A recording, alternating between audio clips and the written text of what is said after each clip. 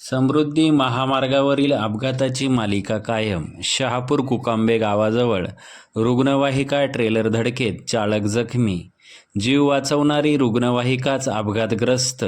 आज पहाटेच्या सुमारास शेंद्रुण गावाजवळ झालेल्या टेम्पो ट्रॅव्हल अपघातातील जखमींना मदत करण्यासाठी कसारा येथील 108 रुग्णवाहिका MH02 CE 9719 रवाना झाली होती. मात्र जखमींना अन्य वाहनाद्वारे रुग्णालयात हलविण्यात आल्याची माहिती मिळाल्यानंतर रुग्णवाहिका परतत होती. या दरम्यान कुकांबे गावाजवळ चॅनेल क्रमांक 657 येथे सर्व्हिस रोडवर असताना मागून भरधाव वेगाने आलेल्या कंटेनरने रुग्णवाहिकेला जोरदार धडक दिल्याने अपघातग्रस्त रुग्णवाहिकेचे मोठ्या प्रमाणात नुकसान झाले आहे.